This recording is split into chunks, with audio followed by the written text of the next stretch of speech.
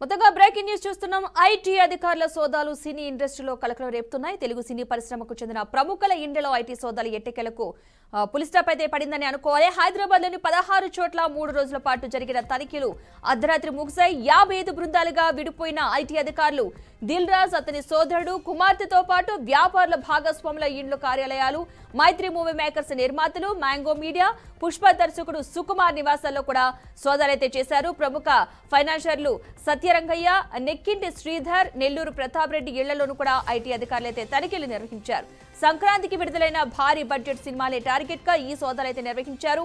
దీంతో పాటు Pushpa 2 movie collections వ్యవహారంపై కూడా ఆరా తీశారు.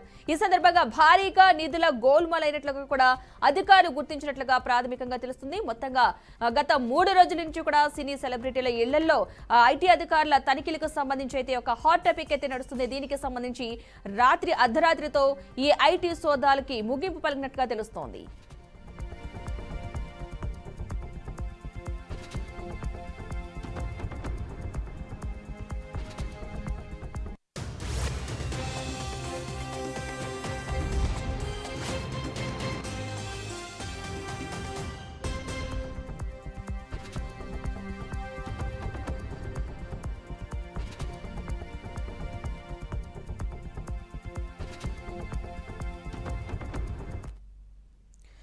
మొత్తంగా సంక్రాంతికి విడుదలైన సినిమాలకు సంబంధించిన వచ్చిన భారీ కలెక్షన్స్ నేపథ్యంలో ఐటీ అధికారులు దాడులు అయితే చేసినట్టుగా తెలుస్తోంది.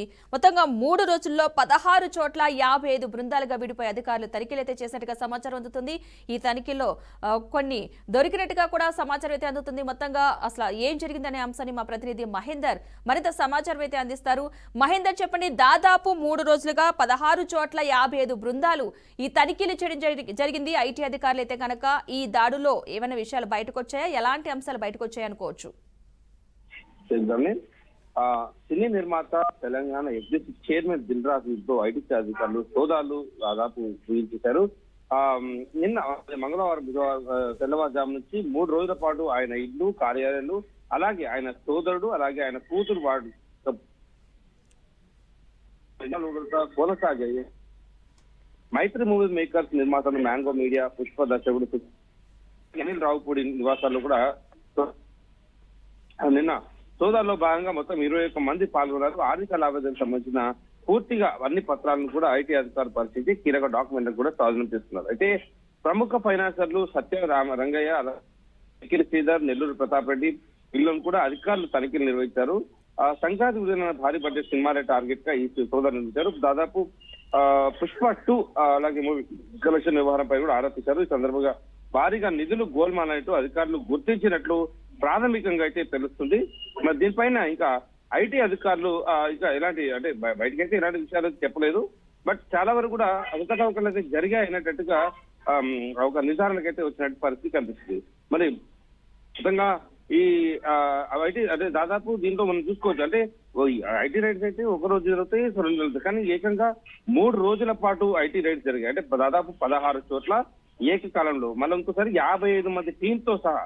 సో ఐటీ అధికారులు ఈ రకంగా రైడ్స్ నిర్వహించడం అనేది దాదాపు చర్చగా మారినటువంటి విషయం.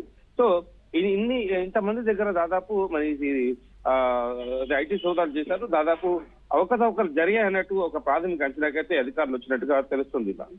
Right, thank you Mahender.